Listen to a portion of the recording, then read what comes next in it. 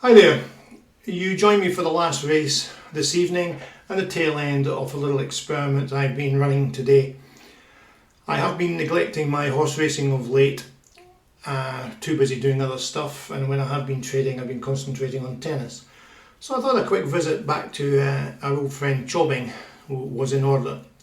So you'll see from the watch list at the right hand side there, the first two races I actually did out successfully. But then I changed my mind and disabled the green up process. What I wanted to do was to incorporate the same technique that I've illustrated to you before, which you'll find in the how-to playlist, whereby one can monitor and record the types of green up positions that you might be able to achieve over a long period of time and a large number of races. In essence, the idea being that you can look back over all those records and see if there is a consistent level of green up that's always hit, so you can set that within your strategy. So I disabled the green up rule and just left the strategy as is to run all the way through to its conclusion.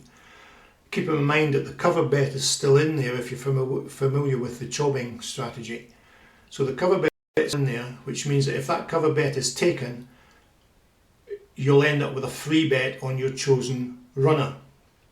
So here in this race has just started. We've got a back bet at BSP on late arrival with a cover bet sitting at 3.6. Now if that gets taken, as I say, the most you can lose is 0. i.e. it will be a scratch trade, but we'll end up with a free bet sitting on late arrival, and if it goes on to win, that will get added to the total. Now you can see from the watch list at the right hand side in the extreme right hand column, we've got 30 markets including this one on the go, and a total of £685 profit. Now there's the cover bet just being taken. So what we can do, if I switch back to the automation tab, down at the bottom, these are the rules that essentially monitor the green up position. So you'll see that we've had two that have fired, so we've reached a £40 potential green up position.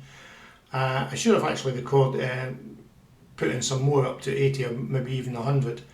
But as I say, I can go back into these other races and you'll see all four were hit there. So we had a green up position of 60 plus, whereas this one, green up position of only 30 was reached. Now in actual fact, when you'll find that when the cover bet is matched, that more or less hits the £30 trade out position immediately. Anyway, where was I? The overall total, £685. You can take off 73 for these two here. This is when I was actually trading out. Those selections, neither of them won the race, so they would have been scratched results, just like this one has been at the death. So just over £600, you'll see there, that's what, 30 markets, and we've got 1, 2, 3, 4, 5, 6, 7, 8, 9 successfully winning runners, with 5 races that the cover bet was not taken.